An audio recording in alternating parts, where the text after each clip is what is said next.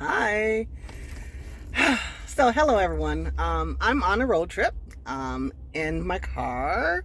And I say in my car like that because I'm basically living out of my car. I'm homeless right now. Um, I'm not new to being homeless. I'm not new to being on the road.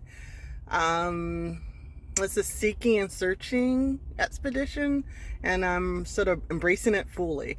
But today I'm in Kalamazoo, Michigan. So, Restricted access en route. ah, car is talking to me. My car is my companion right now. So I'm in Kalamazoo, Michigan, and I came to Michigan to um, go to Inception, which is outside of Detroit. And they are a mental health gym, and I found them on IG. I've been following them for a while now. So go to their page, Inception, a mental health gym, and I have an appointment, 2 appointments with them this week. And since I was going to be in Michigan, I haven't been in Michigan since I was 10 years old. I think that's when we left. And I probably flew through 20 years ago, just lay over in the airport, but haven't really been out in Michigan. So we lived here when I was a child, and things are sort of coming up. I mean, not that they were never up, but there was an IG post a couple of days ago, and some responses to my comment has pretty much triggered me. That thread, in addition to where I'm at and what I'm doing, has me thinking about a lot of things deeply, you know? So this is most likely going to be a short film. Like I was going to say, this might be multiple posts. I think this might be a documentary because I'm going to go on some tangents and I'm going to, sort of piece some things together. And I think even so this is my first morning in Kalamazoo, got here late last night. So as I go through the day, I want to revisit spots that I remember from my childhood. And one of my earliest memories in life, but also of Kalamazoo, was of my mom coming here with me, my brother, and my sister. I'm the oldest, so I think I was around 6 years old or so, 6, because I remember celebrating my 7th birthday here. So I was at least 6, maybe 5. And my earliest memories were of the YWCA. And I didn't think I was going to get emotional because it's such an old memory. 40 years now, because I'll be 45 this summer. We had lived in Detroit for a while. I always thought it was a long time, but I'm guessing we had lived in Detroit for maybe less than a year because we went there when I was 5. And I remember leaving my grandmother's house. I remember sitting on a curb in front of my grandmother's house before we left for Detroit. And I remember kindergarten. And I remember this because I have an aunt, and this aunt is going to figure heavily in this story. Her name is Tamara. We call her Joe.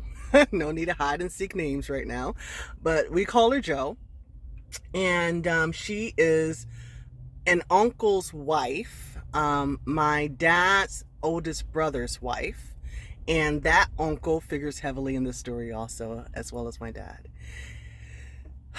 So, the earliest Kalamazoo, and I'm in my car because I'm about to go to these places, and I figure I'll, sort of introduce the story before, I piece together everything later from these locations.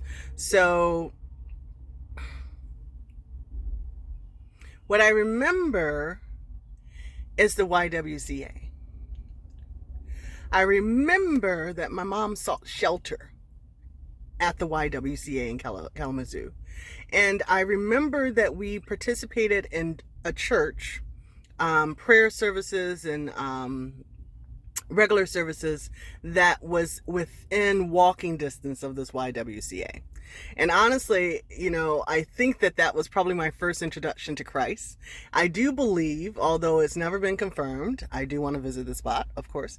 I do believe that I was probably baptized at this point. And I do remember prayer services. I remember nighttime prayers with the pastor and his wife and my mom. And I remember just praying for us to be safe. for daddy not to find us. I remember feeling safe with this community of people who embraced my mother and her 3 small children. I remember walking through the park between the church and the YWCA and my father jumping out of a fucking bush and saying, "I found you." And that's trauma. I remember thinking, we can't get away from this man. Like, where do we have to go to get away from this person, right? Jumped out of a fucking bush, from behind a bush, while we're walking through a fucking park between a women's shelter and a church. Places that we're told we can feel safe from violence, right? And he said, "I found you."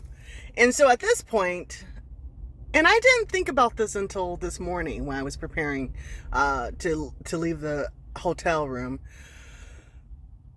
What must my mom have felt? If I felt at that young age, 5 or 6, if I felt as if, oh my gosh, it's hopeless, we can't escape this maniac. If that was my immediate and lasting thought, what did she think?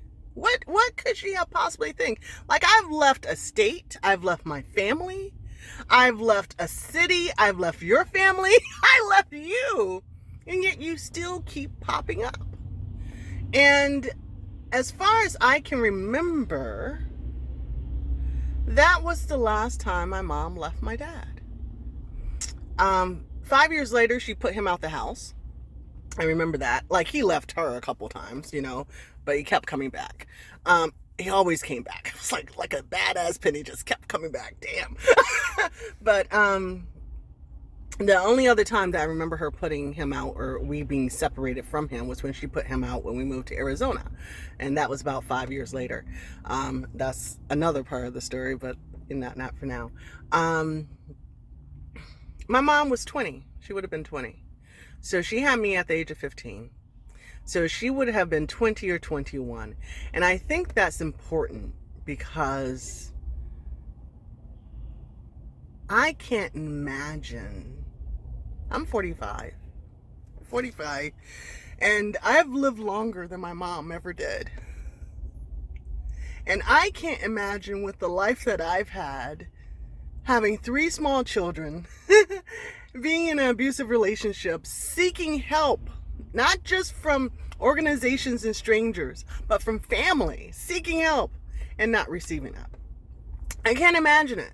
And I can't imagine having done all that you could do, having crossed state lines, crossed the state, from Detroit to Kalamazoo, from Indiana to Michigan, having crisscrossed all this, and your abuser continues to find you.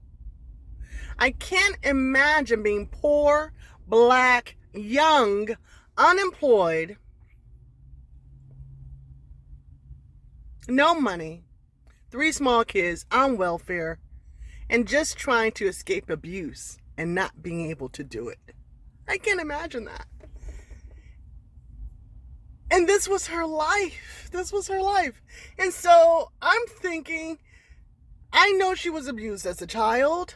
I know her mother was abusive. I know she was raped at least twice that I know of, by strangers, by family. And I know that the man that she lived her life with and came to love, was possibly her worst abuser. And I can only think that at some point when he jumped out of that bush, she was like, I will never escape this. How can I possibly escape this violence in my life? And that's what I'm thinking. I'm thinking, oh my gosh, she was so young. And she just couldn't escape, no matter what she did.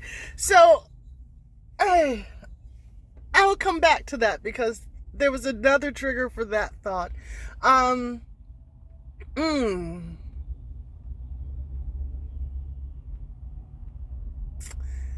After she died when I was 20, almost 21, right before my 21st birthday. She was 36 when she died. I went back to Arizona for a visit. Well, I was supposed to move back to Arizona. One of my cousins, and she figures heavily in the story too, but just gonna give her a cameo. One of my cousins Shakita. I come to Milwaukee, where I had lived at that time, where we all lived, me and my mom and brother and sister. And she said, Shonda, I want to help you. I want to be there for you, but I can't be there for you while you're in Milwaukee and I'm in Phoenix. You should move to Phoenix. Famous last words, aren't they? Come where I am, so I can abuse you better. Anyway, so I followed her to Phoenix because I too was looking for someone to care for me. And I was in a space where everybody was depending on me for everything. And I was not able to mourn my mother. Just 2021. I was the guardian of my teenage sister who preferred men and drugs and late night parties. I'm full-time at work, working in a restaurant as a manager. I was full-time double load in college, just starting out. I think I failed a whole year of college, straight F's, because I couldn't cope. And finally having someone say, hey, I want to help you get through this. I want to be there for you. And I had literally never heard that from anybody else in my life. Not before in that sense. And I fell for it. So I went to where she was so that I could have some support, right? And I was like, wow, And my cousin, she's 8 months older than me, and we have a similar history. She was raped and molested. I say rape. People say molested. It sounds like such a soft word. But she was raped by her father from the age of 4 to about the age of 12.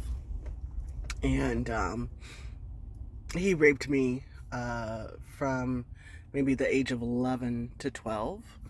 And my dad was my primary rapist from the age of 7 to almost 12, 11, 12, about the same time as his brother ended. And there was, I believe there was a third molester, their younger brother. I do not have clear memories of him. I believe he is the reason we left Gary, because I told on him.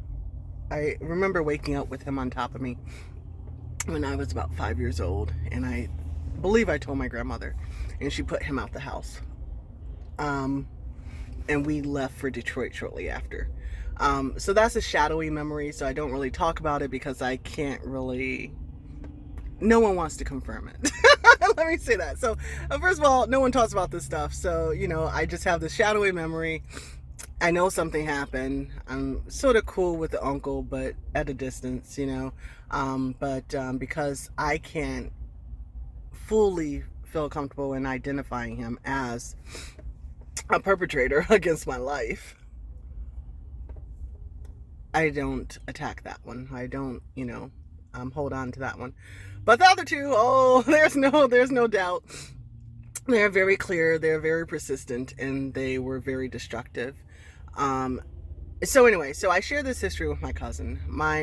Her only abuser was her, and I'm not saying only to dismiss, but just to clarify, meaning that my father did not abuse her. Her only abuser at that time was her father, yet my father and her father abused me. And so I was visiting on this road here. I visited a relative in Atlanta. I was there all last week, and every time we get to this side of the family, the question comes up, because this is the side of the family and no one talked about it, and they're just, something happened to LaShonda. They all know. I mean, people act like they don't know. They know. I've been straight up back and forth, fully honest about this since I went to the police with this shit at the age of 11. So it was 11, not 12. I think I turned 11 in a group home. Turned 12 in a group home. So anyway, 7 to 11, I was sexually abused. So, and the year of my 11th year was the year that my uncle was sexually abusing me.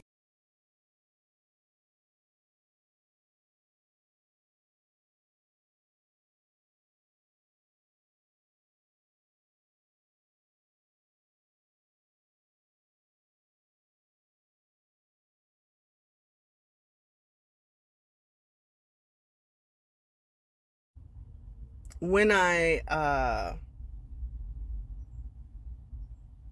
think about what my cousin and I went through, and so let me I'm trying to backtrack, trying to keep it succinct, but fully honest. My cousin has retracted her story her whole life. So she's eight months older than me. She's 46 now. And from the time I went to the police at the age of 11, she collaborated my story. Then she retracted. She collaborated. Then she retracted. She collaborated. Then she retracted. All the way into adulthood. And so the cousin that I visited in Atlanta asked about that. She goes, were you ever pissed at Shakita for like saying that nothing ever happened? Like, oh my gosh, like, how did you feel about that? And I said, no. Like, I was never upset with her for retracting her story. She goes, are you sure? Like, why wouldn't you be upset? I said, why should I be upset? She was a child. Like, she was literally a child. like she was literally a fucking child living with a woman who fully supported her fucking rapist. Why would I be upset with her for saying, oh no, daddy didn't do anything to me, because this is what her mother wanted? And what I said was, so that's the story. But what I said was, I knew who she lived with. I knew her situation. And this is the thing about sharing similar histories. Like, her father fucking raped us on the same fucking night sometime. Like, he'll come into the room, drag one of us out, then come back, put one of us back, and drag the other out. That's what I fucking remember. That's terror, okay? So, her mother, who was also abused by her father, not raped, but beat down. Like, I mean, we would be sitting in the living room watching TV, talking, shooting the breeze. My aunt would say something off the cuff, and the next thing you know, a fist is flying in her mouth. She's on the floor, he's on top of her, just pummeling her. Like, just crazy shit. And I'm like, does anyone see this? I don't think my father ever stepped in. He'll sit there like, come on, Anthony, man. Come on, man, get off her. He might say that, but he ain't grabbing his brother, because Pee-wee, that's his nickname. I call him Pee-wee. Pee-wee was Pee-wee. Pee-wee was the wee runt. And he was considered the wee runt. And he was not going to attack his big brother for anybody. It's ride or die, for real, for real. That's what that shit was. And so Anthony, however, would not allow Pee-wee to beat on my mom. So, listen, I don't even know what, I have no stories about that, but I know that when Pee-wee was beating my mom in front of Anthony, Pee-wee got his ass beat. That's what I know. So, Anthony, that uncle, was my hero before he started touching me. He was my absolute hero because he was the only person in this world that I ever saw handle my father, that I ever saw protect my mother. The only person in this world. And when I tell you how shattered I was when he became my abuser, like, there is like nothing on this earth that could deceive me or disillusion me more than someone I idolize because he represented protection, not just for me, but for my mother and my family, to become the monster I feared the most in life. That's,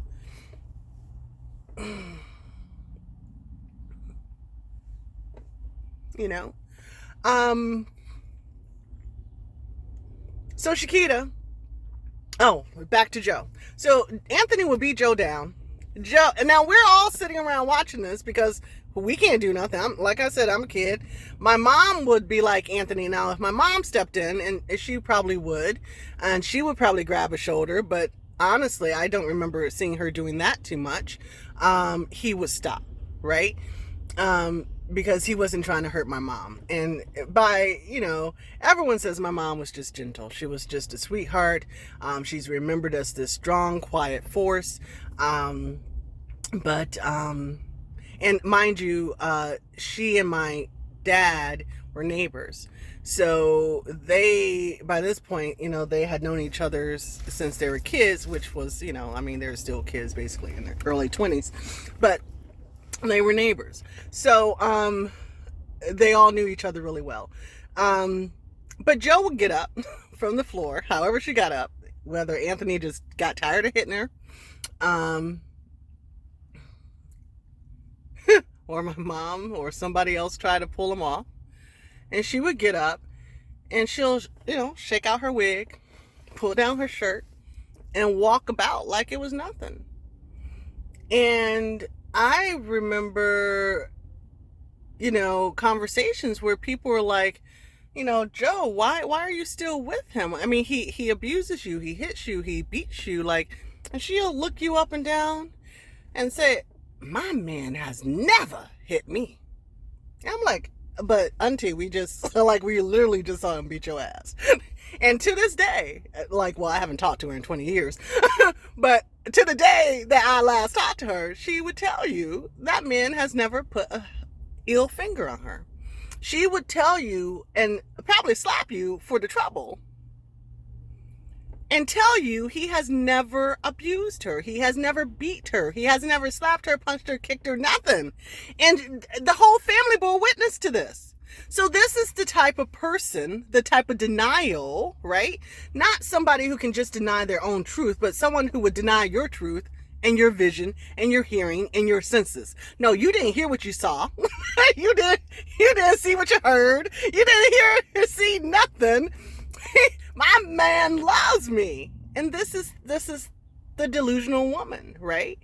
And I actually call her the rapist wife. That's how I think of her. She is the rapist wife because she is die hard, ride or die. She's going down with the ship and she's going to try and resurrect it if she can, right? So this is who my cousin was living with.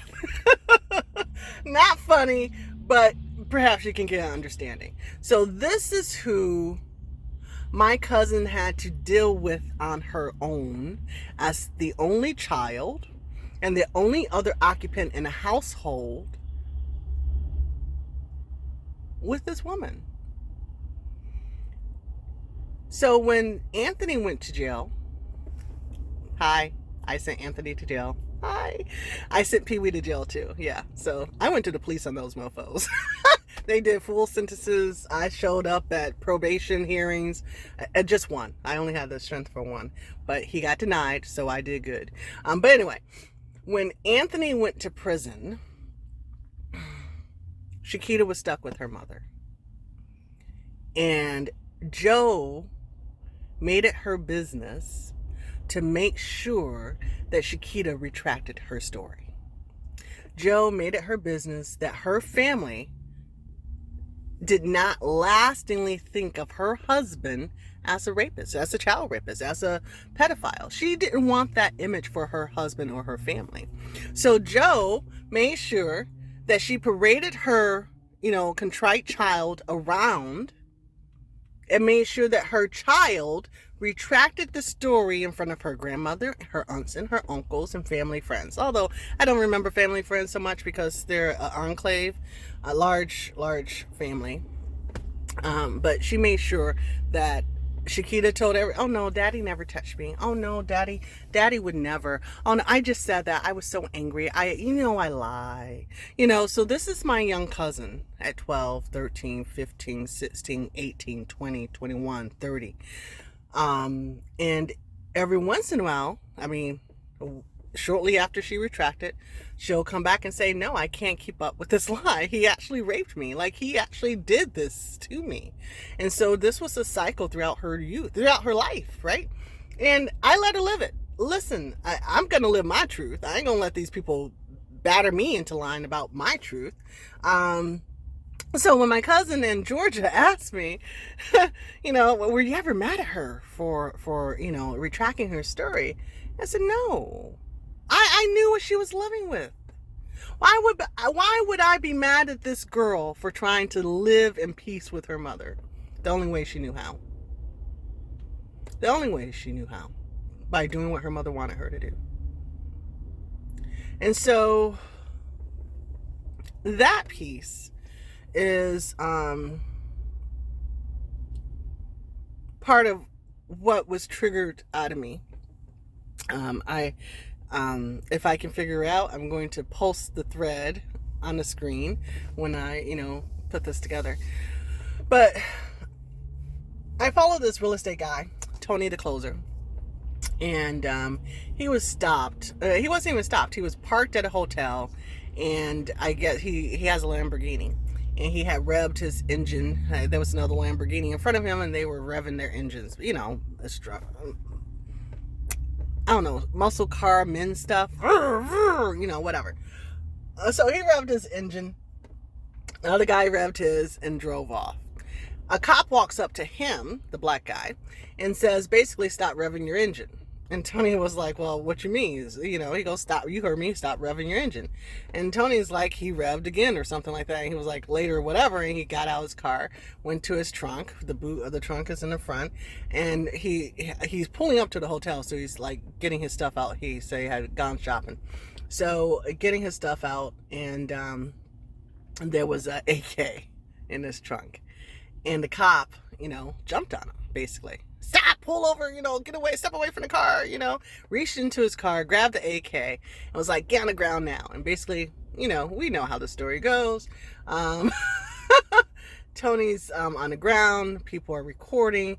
Tony's like, you had no right to reach into my car, there was no threat, I had done nothing wrong, I'm going to sue the hell out of you, blah, blah, blah, blah, blah, just talking smack.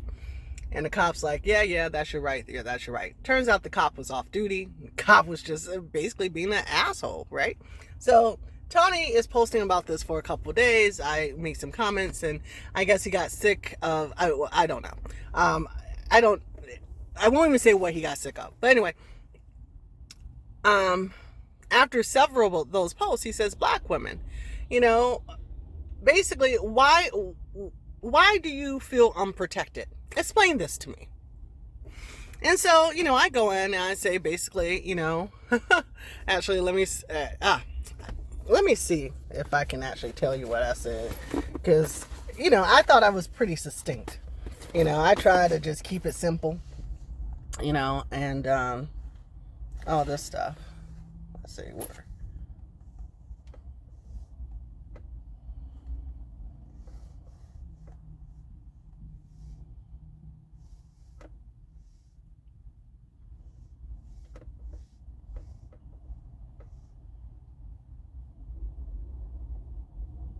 So,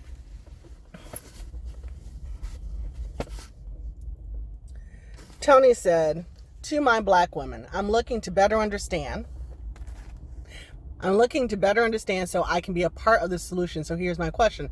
What does it mean for black women to feel unprotected? And this is why we're posting today, right? Comment and share with your female friends. I want to help protect our ladies.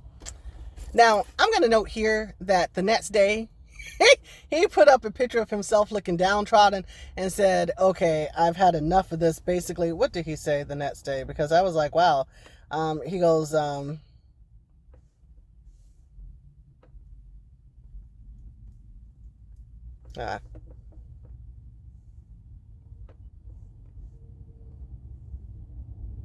okay, so the next day he says, after reading my comments the last 24 hours, crying face.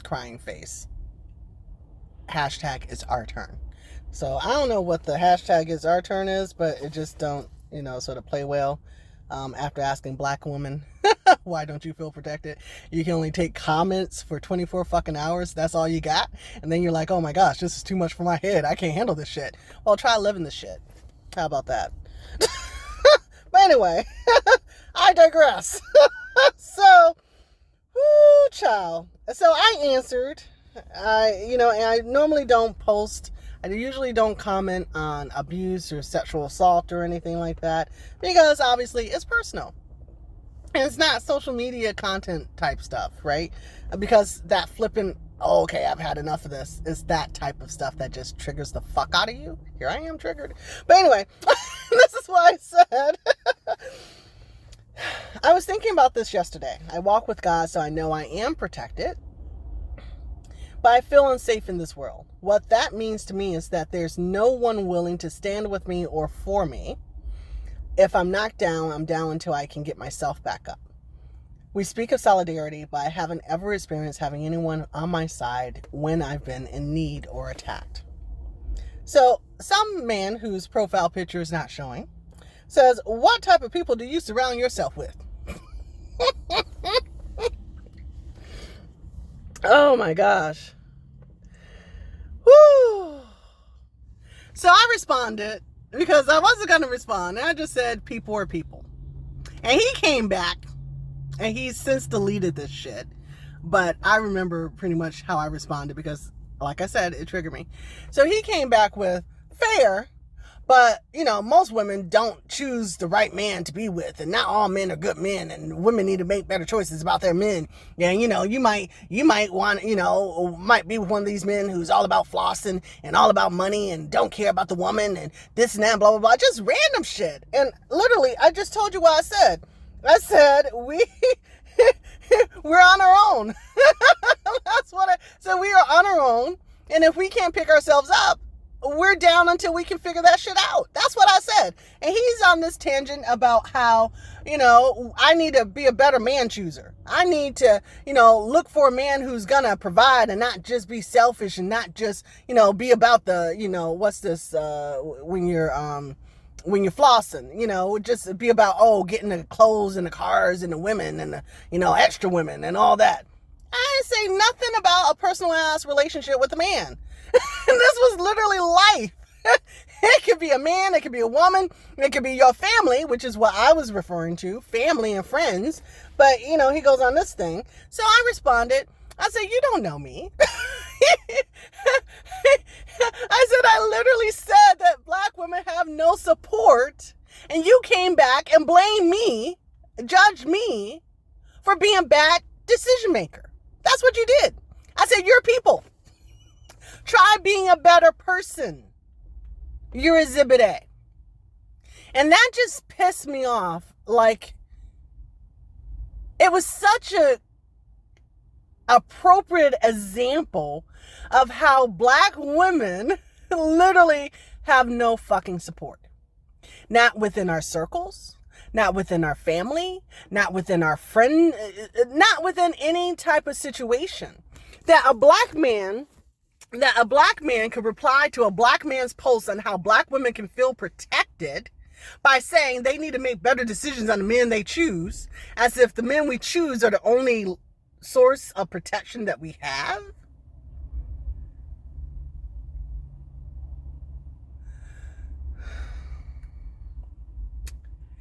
As if we can choose our fathers, our uncles, our grandfathers, our neighbors, our teachers.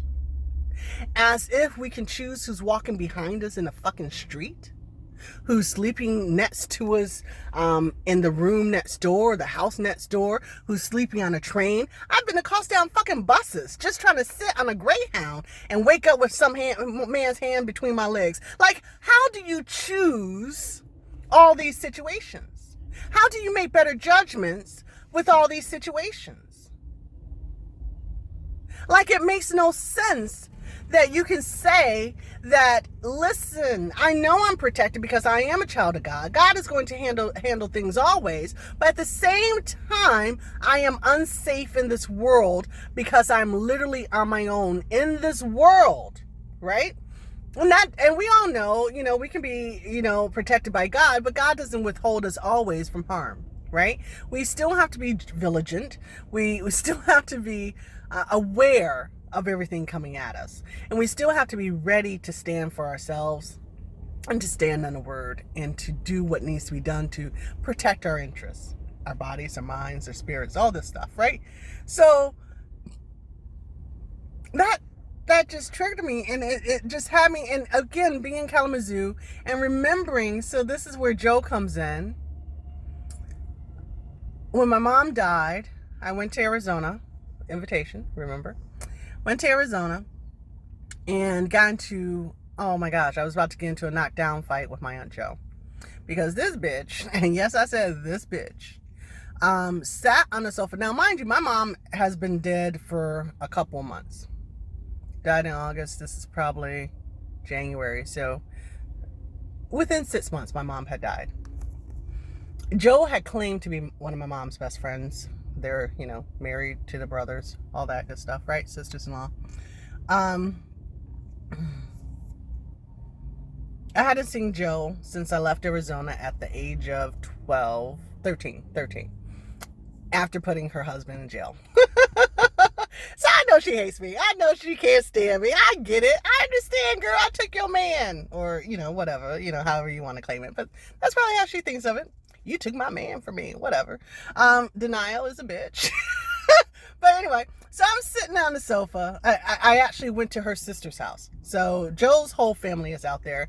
And when we lived out there, we were pretty much connected to the whole family. And they're like a huge clan. And so, we honestly, we sort of thrived. Aside from the abuse and all that stuff, we were sort of thriving within this enclave. And so, I had my cousin, was living with her mom, I believe, or Joe was, my cousin Shakita was living with her mom, and Shakita had kids, so her mom was in the house. So she was like, you can't live with me because my mom's here. I was like, hell to the no, I'm not living with you and your mom. So she said, my aunt Jolene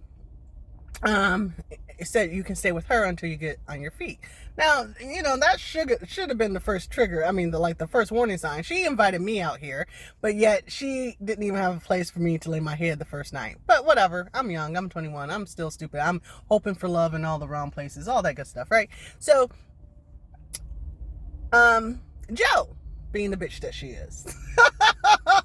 Because what's a bitch if you're not a good bitch, right? Be the best you can be. Joe was like, oh, this bitch is in Arizona and she went to my sister's house? Oh, hell to the no. Joe she done, glided herself over to her little sister's house and knocked on the door, and she was like, hi, Jolene, I heard my niece was here. I came to say hi to LaShonda. Okay, hey Joe, how you doing? I'm so sorry to hear about your mother. God bless her, rest her soul. I'm probably adding that part because I don't think she knows anything about God. And then she went on. I don't know how long it took her to get to her point, but she had me at like level 555 off of 100 scale within a few minutes. Like I literally cannot stand this woman. And not just because she allowed her husband to abuse her. That's a whole nother story. But she hated me from before all this even started. So, I mean, she used to tell me I was too black, I was too ugly, I was too skinny, I was too stupid. She called me retarded. So I was the retarded child. My hair was too nappy. Like everything about me, she hated, and she let me know she hated. So I, as my mother taught me, respected her as an adult and as an elder. But I had no love for this person. So, when she came to her sister's house while I was there, she started talking about my mom. Then she, acted like she was reminiscing. And she was like, oh, I remember when, I don't even remember what she remembered. Neither here nor there. What I remember was her saying, and poor Pee-wee, he couldn't even make love to your mama without putting a bag over her head.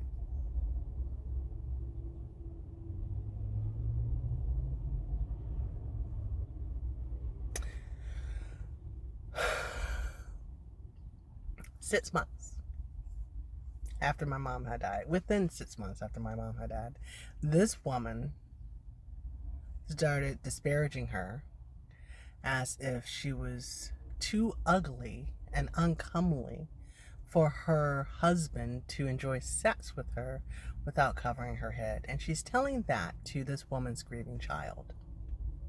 And this is the type of person that I reserve the title of bitch for. Okay?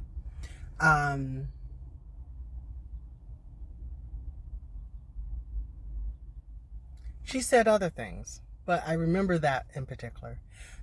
And she said a few things that were so egregious to me that I looked at her and I said, what did my mother ever do to you that would have you saying such things about her after she's dead? Because as far as I know, she's only ever loved you as a sister. Only ever loved you as a sister. And she said to me, your mom, no, she was a sweetheart. She was an angel. She was, oh my gosh, I loved Terry like a sister too. But she was ugly. And poor Pee-wee, he just, yeah, I can't even imagine how he even could get himself to even make love to her. I said, okay. Okay, I see. You're projecting. You're projecting. That's what you're doing. Because we all know that your husband hated you, that your husband preferred sex with children. We all know that because your husband was all up on me. So, like, and those were fighting words. I think that's all I got out. And I'm not laughing at being raped as a child, but for a woman who is a victim of abuse herself to malign the character of a woman, a sister, who suffered just as much as she did, and to malign that memory with that woman's child, it's just so evil to me that if I don't laugh, I would probably go look for her. like it's that level of, wow, she said this shit. And so anyway, I got out what I got out. And she was like, oh, you a bitch. And this is probably why I remember her as a bitch. Because she called me a bitch. You're not going to disrespect me in my sister's house. I said, oh, I got your bitch for you, bitch. I got your bitch. Because I've been waiting so many years. It's been like a decade to come at you. Like, let's go. And I was up off that sofa because she was sitting right next to me. I was ready. I was so ready. I was like, finally, I get to just slap some sense into this one. And her sister jumped in the middle. And I was like, I'm going to have to take y'all both. I was ready. This is like a lifetime of anger. And I had a direction now. Oh my gosh, I was ready. And Jolene jumped in the middle. And Jolene's maybe 5-6 years older than me.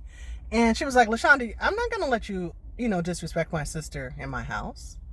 I said, disrespect your sister? You let your sister say all that shit she just said to me in your house.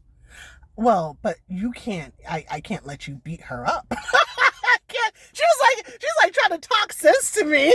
I'm like seeing red all over here. And she's like, yeah, no, I know she was talking shit. No, I know she was talking shit, but I can't let you beat her up for that shit. Black women. This is black women. Like, I know she deserves a straight up beat down right now, but I can't let you do it in my house. Oh, so sorry. Oh, Lord have mercy. So anyway, I ended up at their other sister's house, Keki's house, I think. I ended up at Keki's house. She's the older sister who, just don't jive with Joe like that. And so,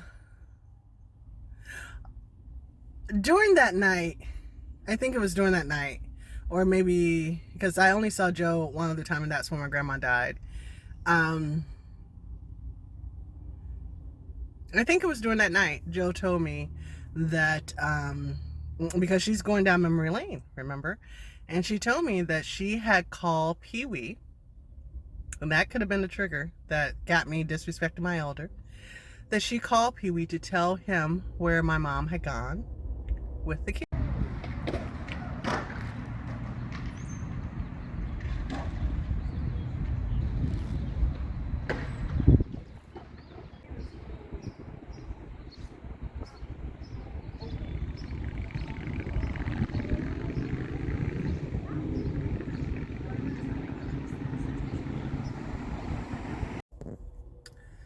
So it was that night. It was that night before we actually, started calling each other bitches and all that good stuff. All the joy of family, right? That she told me, I believe, in that conversation, because again, I can count the number of times I've had a conversation with her since I went to the police at the age of 12. I think I went to the police, or 11. something like that. So, and I think I've seen her twice. So after my mom died, and when my grandmother was dying, and that's pretty much it. So she didn't have much opportunity to tell me anything. So at the age of 21, I'm sitting there, and this is while she's reminiscing, quote unquote, about my mom and her time with my mom.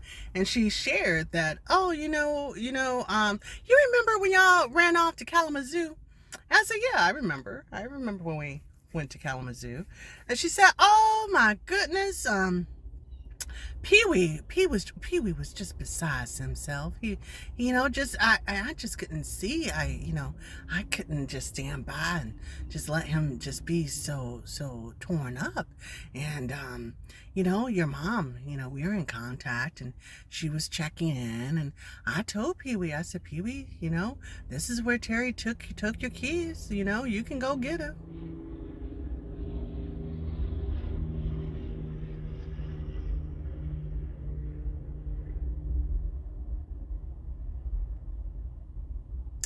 This woman that my mother considered a sister,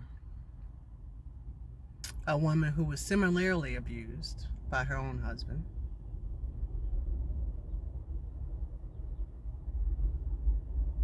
a woman that my mom considered a friend, a woman that was literally her sister-in-law, right? Or practically at that time, they hadn't married yet, her sister-in-law, told my mom's abusing husband or partner, boyfriend, whatever, father of her children, where she was and where she had run to seek shelter away from his abuse. And that's why we were at a women's shelter in Kalamazoo, Michigan, a place no one's ever heard of unless you're there or nearby, and walking between a church and the shelter.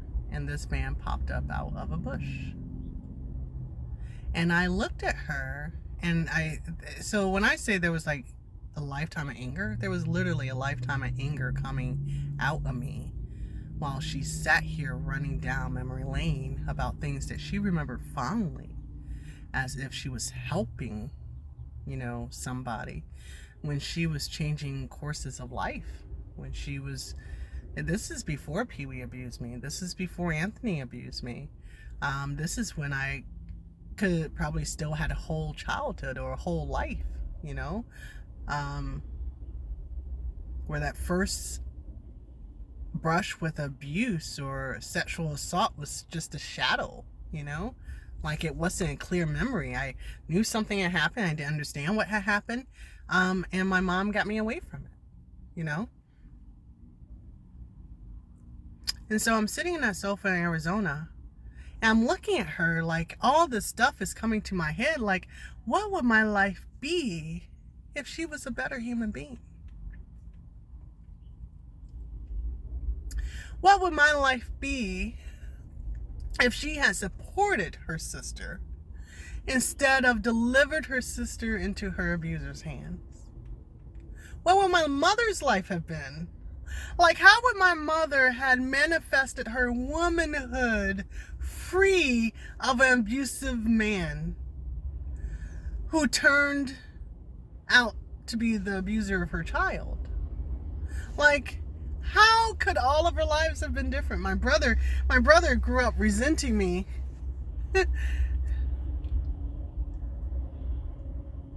He said because I escaped. I was sent to Milwaukee from Arizona when I was 13. I turned 14 in Milwaukee. And we were homeless at that time. Pee-wee had been in jail. Listen. When Pee-wee went to jail, he kept getting parole. I honestly, first of all, I should have said I've forgiven them both. Like I don't hold any animosity for either of them. But but Pee-wee is like literally, it's hard to hate him because he's just so ridiculous sometimes. But anyway, and I can see some endearing qualities my mom may have fallen for, whatever. I mean, it wouldn't be me, but I can see how he was an earnest person. He was very earnest. And his earnestness made you believe that he truly wanted to do and be better. He never did. He was never better. He never got better. He was a horrible person, absolutely horrible.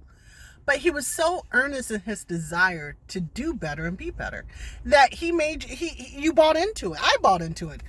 Oh, I'll stop touching you. I'll stop raping you. I'll stop taking my pleasure on my child. Okay, Daddy, that would be nice. Thanks. Oh, so sorry, baby. I just one more time. Oh, well, fuck. Here we are again. So it's like his earnestness. And to this day, my cousin in Georgia, she asked me, and I told her, I said, he always promised not to touch me. It was like, oh, I won't touch you again. I'll never touch you again. And she said, so... Anyway, she said, so if somebody saying sorry to you is just a word. I said, sorry means nothing to me. I need to see action. Like, I could give a fuck about sorry. Oh, you sorry, but you still doing it? Like, what does your sorry, it doesn't mean anything. And so, I got that with experience from him. He was always sorry. He apologized almost every night. I'm sorry. I'm so sorry. I'm such a sick man. Man, you want me to console you? Like, what the fuck? And this is black men in general. You abuse us, but you want us to console you. So literally, this grown-ass man is crying on my shoulder because he can't keep his dick in his own fucking pants. And he's my dad. I'm so sorry. I'm so sorry. Fuck you're sorry. Fuck you. Go fuck yourself. Anyway, so Joe is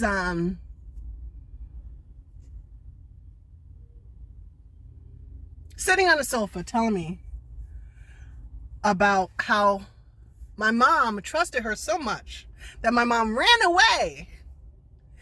And one of the only people she confided in with her location was the woman who told the man who was abusing her, the man she was running away from, where she was. So Joe is the reason for a lot of my trauma.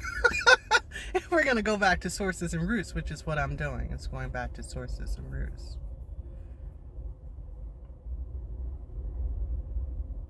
And we wonder, why don't black women feel protected? And we say we have to make better choices and we have to make better decisions.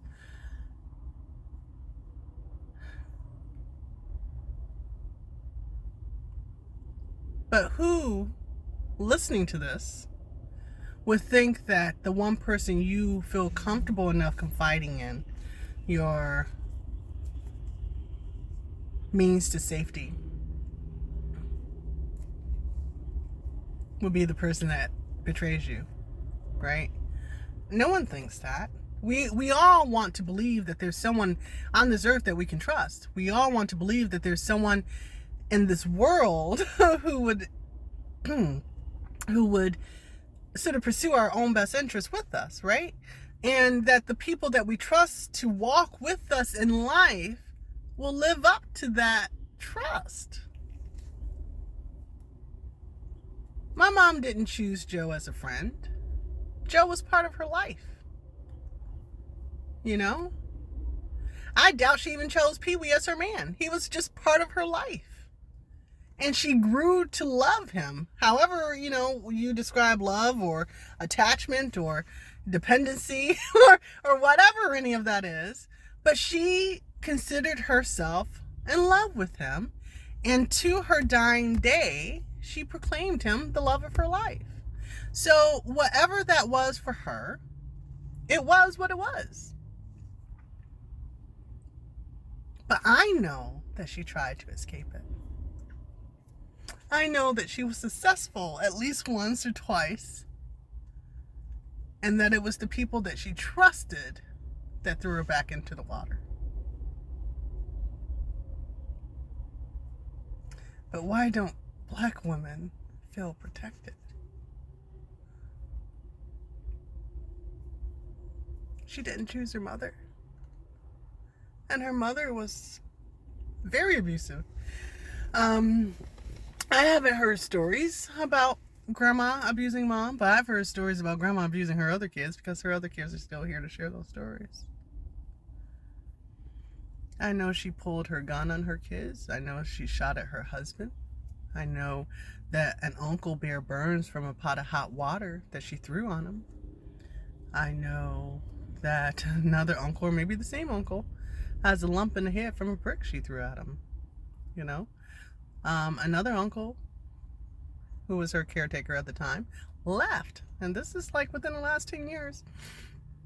Left, just said, I'm done. Because she charged him with a knife and got a couple inches away from his heart. So this is a lifetime of abuse. Lifetime of abuse. And there's no reason for me to believe that my mother escaped that. Even though that she never shared her stories of that experience. There's no need for me to believe that she was the one person my grandmother didn't abuse in her house. There's no reason to believe that. And so, why don't black women feel protected? If we can't trust our mothers, we can't trust our fathers, we can't trust our partners, we can't trust our family, our friends, we can't trust ourselves. Because we love, and we love, and we give, and we give. And in the loving and the giving, we're open to everything that comes at us. And yeah, why don't black women feel protected? Who's standing for us? Who's standing with us? Who's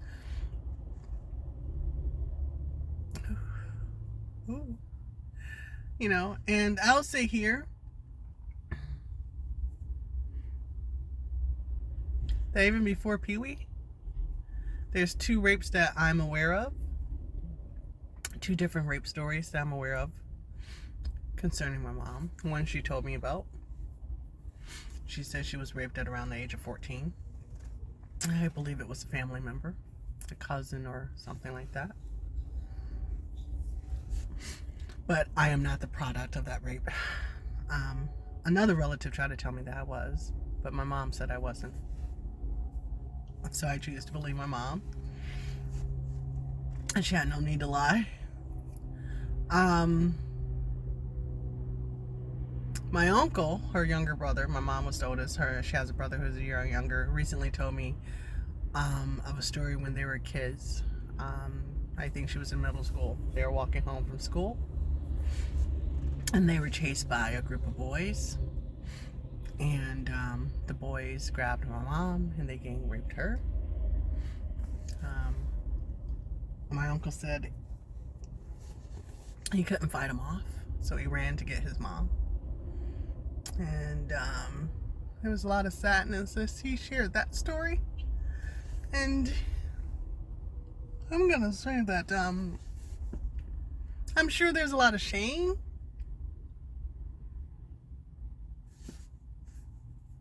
I'm sure he feels a lot of shame in the fact that he was too small and too young to protect his older sister from a group of other boys who raped her, right? And apparently the boys were found and they were prosecuted. They were sent to group homes or, you know, juvenile, whatever, right?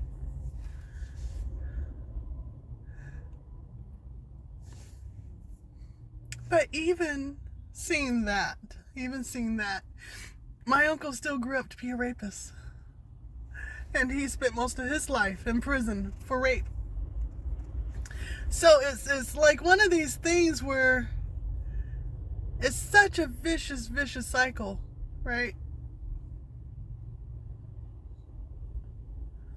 Such a vicious cycle. And how do you reconcile yourself with any of it, you know? And I want to also say that my grandmother, the abusive woman whose children all remember her abuse above everything, was her self-abuse. And she too was raped, right? So she was, she had my mom at the age of 15. And my mom is the product of a rape. I don't think my mom, I've asked my grandmother about my mom's father a couple of times, and she's never really remembered his name. One time I got a story from her that he was the father of a friend of hers, and later she said, no, I don't remember. I don't. He was passing through town. So I'm not sure if that's a mechanism for her to block it, or if there was a moment where she actually remembered details and she shared in that moment, you know. My uncle, the uncle that was with my mom when she was gang raped, and she would have been about 12 or 13 at that time, by the way. 12 or 13. I can't, it's just mind-blowing. His father, my grandmother, and this is within, they're a year apart, so this was soon after the situation that produced my mom. My grandma remembers his father, and she still smiles when she talks about him. And she wanted to marry him. Now, mind you, she would have been 15 at this time, maybe 16, or close to 16. And they lived down in Mississippi. And my uncle's father was passing through town, and he later moved to Chicago. And my grandma said that he wanted to take her to Chicago. And this is where she smiles. And she said she was getting ready. She wanted to go with him. He was willing to take her daughter, my mom, and she was ready to run off with him. And she said my mom grabbed her shotgun, pointed it at me, and said, if you take a step towards that door, I'll kill you. And so this is what my grandmother grew up with. If you take a step towards that door, I will kill you. You are not leaving here with that man. And I'm like, Grandma, what did your mom have against that man?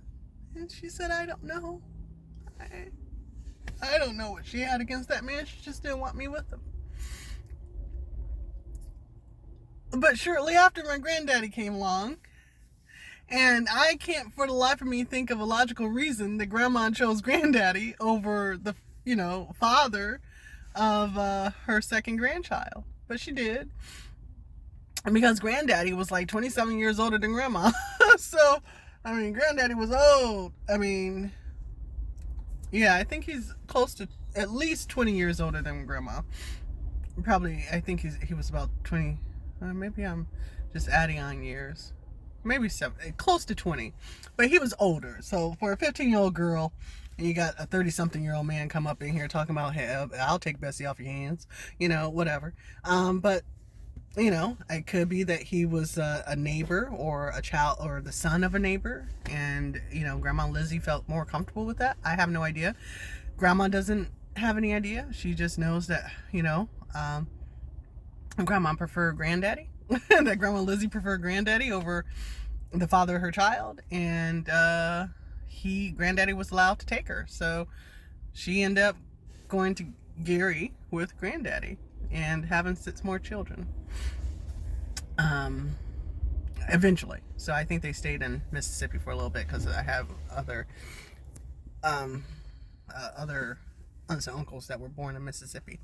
But anyway, all that to say that we're the products of our environment. We're the products of the family we come from, the roots in the tree that we are produced from. And it doesn't necessarily mean that's who we will always be, But that's who we start off as. You know, we have no choice in how we are brought up. We have no choice in what we're fed and what we're taught. You know, we can only alter who we are once we get an understanding of who we are and how it's impacting our lives, right? But before the understanding, and we can die without understanding, but before the understanding, we're stuck, you know? So I've known about my grandmother and my mom being raped since I was around, oh my gosh, 14, 15. I started asking questions early because, you know, when I was processing my own rape, I just wanted to know, like, what really is, what is this, you know? Mom, they were open, they were honest. I mean, they didn't shield me from harsh realities, you know? And,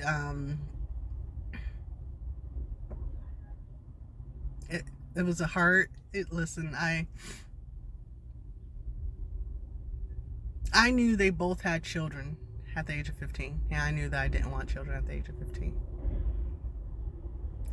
And I started praying early that, God, this is not going to be my life. I am not going to be part of the cycle that they're in. And I want this cycle to end. I want this cycle to stop. And so when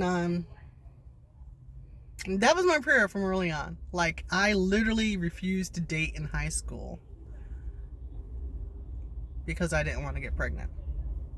And bump birth control, bump all these methods people were using. I was not going to let anyone's penis come near me. I was like, this family is full of young teen mothers, and I was not going to be one of them. And so I didn't date. I brushed men off, boys off, all that good stuff. I was like, y'all go someplace else, because ain't nobody getting near these pants. It's not gonna happen. And nobody did. So I think a couple of people came close in my 20s, but honestly, this stuff is wrapped tight. It's still wrapped tight, and I'm just trying to loosen the bonds a little bit, actually, at this point. But that's another story. Anyway, but my cousin in Atlanta asked me. She said, you know, and it was a more personal question than I'm used to getting, more personally direct, I think, for, you know, like, I can talk about the, you know, childhood stuff freely because I've processed it, I believe. But talking about still being single and childless or without children is sensitive for me at this point, because I am in my mid-40s and opportunities are, you know, decreasing here. So my cousin asked, she said, so is this why you never had children? And I said, no. That's not what I said. I think I've never had children because I prayed the wrong prayer. I prayed that God stops the cycle of abuse and sexual impurity isn't the word that I use, but I can't think of the word that I use.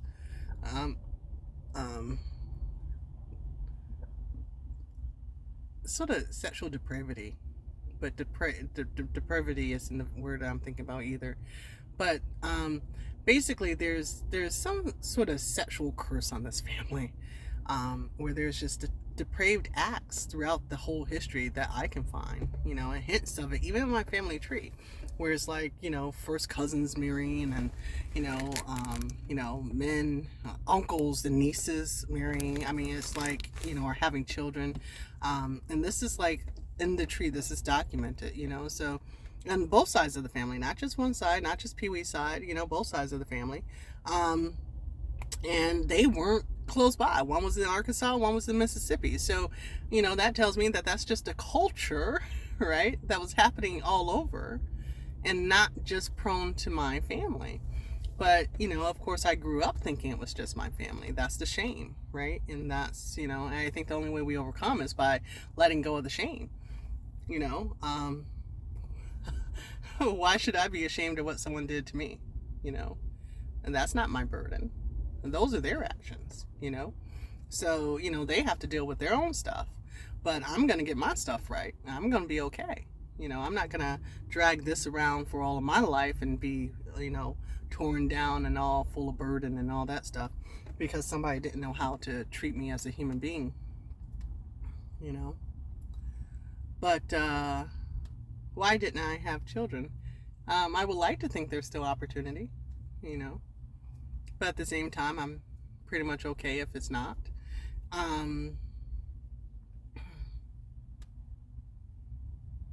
But yeah, I said I prayed the wrong prayer. I prayed for God to stop the cycle, and I guess he stopped it by not allowing anything to come from me. Do I really believe that? I don't know.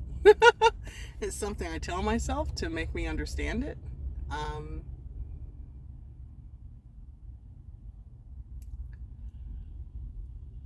I believe we are all products of trees, right? And, you know, the scripture says that, you know, you will know a tree by its fruit. You'll know a tree by the fruit that it bears, right?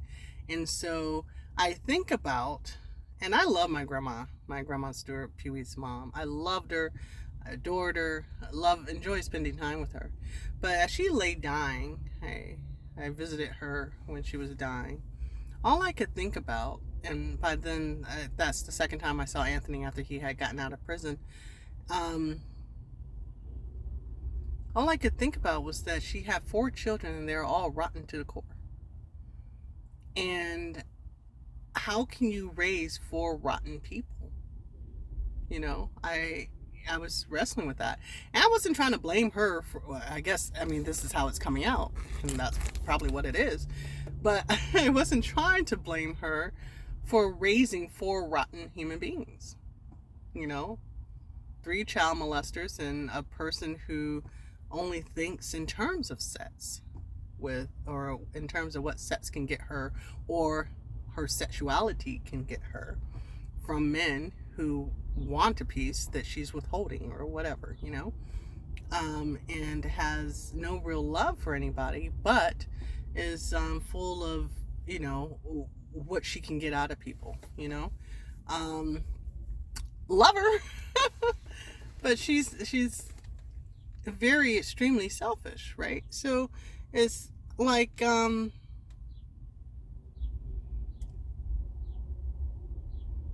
of 4 children, you didn't raise one person who cares about anybody other than themselves in a good way. Like Pee-wee, he cared for his brother and his brother more than anybody, but that wasn't a good way, right? But yeah, so I think about that, and I'm surprised that, you know, me and my brother and sister came out sort of decent. Yeah, my sister has her addictions, but she has a heart that is for people, right? My brother, he was a pain in my ass, but he had a heart that was for people.